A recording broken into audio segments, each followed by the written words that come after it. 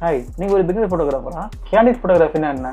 Natural smile, unexpected love, sudden reaction, இதான் candid photography magic. ஆனால் ஒரு கொஸ்டின், அதுக்கு என்ன செட்டிங் வைக்கிறது? நான் சொல்கிறேன் ஈஸியாக. இதுக்கு கேமராவை 2 மோடில் வைக்கலாம். ஃபுல் ஆட்டோ மோடில் விட முடியாது. ஒன்று ஃபுல் மேனுவல் மோட், இல்லை aperture priority mode. Candid movements எல்லாமே ஒரு செகண்டில் தான் நடக்கும். ஸோ செட்டிங்ஸ் எல்லாம் குயிக்காக இருக்கணும். அப்பச்சர் ப்ரியாரிட்டி மோட் கேமரா மாடலுக்கு ஏற்ற மாதிரி மாறும். ஏன் இருக்கும், சில கேமராவில் ஏவின்னு இருக்கும். பட் மேனுவல் மோடுங்கிறது பெஸ்ட் ஆப்ஷன். மேனுவல் மோடில் யூஸ் பண்ணுறப்போ குயிக் செட்டிங் மாற்றுற அளவுக்கு நம்ம ப்ராக்டிஸ் வேணும். செகண்ட், அப்பச்சர் மினிமம் 2.8 அப்பச்சர் இருந்ததுன்னா நல்ல பேக்ரவுண்ட் செப்பரேஷன் கிடைக்கும். கேண்டிட்ல பேக்ரவுண்ட் பிளர் ரொம்ப முக்கியம். So use low F number like f1.8, 2.8 to highlight subject background blur.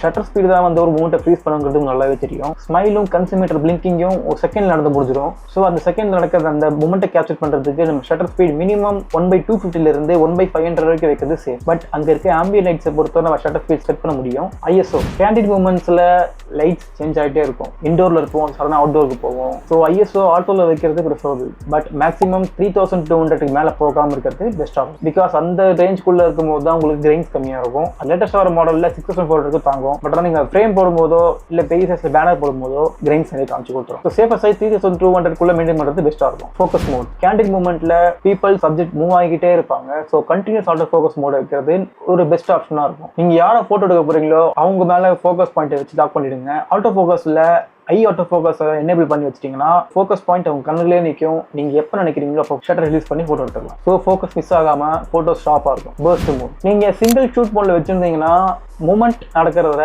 நீங்கள் கேப்சர் பண்ணலாம். பட் ஆனால் பெஸ்ட் மூமெண்ட்டை நம்ம கேப்சர் பண்ணுவோம்ன்றது டவுட் தான். ஸோ நம்ம பர்ஸ்ட் மோட் யூஸ் பண்ணும்போது இப்போ லேட்டஸ்ட்டாக கேமராஸ் எல்லாம் மினிமம் 10 ஃபோட்டோ எடுத்துரும் ஒரு செகண்டுக்கு. ஸோ நம்ம அந்த மோட் யூஸ் பண்ணும்போது நம்ம மூமெண்ட்டை மிஸ் பண்ணாமல் ஒரு 10 ஃபோட்டோ எடுத்தோம்னா அதில் மினிமம் 2 ஃபோட்டோ நல்ல மூமெண்ட்டாக கேப்சர் ஆகும். ஸோ பர்ஸ்ட் மோட் யூஸ் பண்ணுறது ப்ரிஃபரபிள். பட் ஆனால் எல்லா சுச்சுவேஷனும் கிடையாது. ஸ்டேஜை தவிர்த்து மற்ற இடத்துல தாலி கட்டும் போதும் அந்த டைமில் பர்ஸ்ட் மோட் ஆன் பண்ணி வச்சு நம்ம ஷார்ட் எடுத்துட்டோம்னா தாலி கட்ட டைமில் கேமரா வந்து பஃபர் ஆகிட்டு இருக்கும். அந்த டைமில் மூமெண்ட் மிஸ் ஆக போகிறதுக்கு நிறைய சான்ஸ். ஸோ அந்த டைமில் இந்த ரிஸ்க் எடுக்கவே கூடாது. லென்ஸ் கேண்டிட் ஃபோட்டோகிராஃபிக்கு லென்ஸ் யூஸ் பண்ணலாம். ஜூம் லென்ஸ் யூஸ் பண்ணலாம்.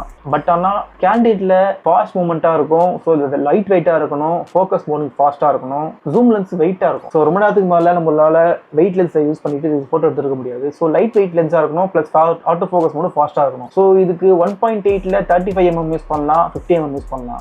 அதுக்கு அடுத்து ஜூம் ரேஞ்ச் இன்னும் கொஞ்சம் ஜூம் ரேஞ்ச் வேணும்னா 85mm யூஸ் பண்ணலாம். 85mm ஒரு ஸ்வீட் ஸ்பாட். இதை நீ யூஸ் பண்ணும்போது உங்களுக்கு தேவையான ஜூம் ரேஞ்சும் கிடைச்சிரும், பேக்ரவுண்ட் தூரம் கிடைக்கும், வெயிட்டும் மேனேஜபிளாக இருக்கும். இன்னைக்கு உங்க கேண்டிட் கேம் டெவலப் ஆயிருக்கும் நான் நம்புறேன். இந்த வீடியோ உங்களுக்கு பிடிச்சிருந்தா லைக் பண்ணுங்க, உங்க போட்டோ ஃப்ரெண்டுக்கு ஷேர் பண்ணுங்க.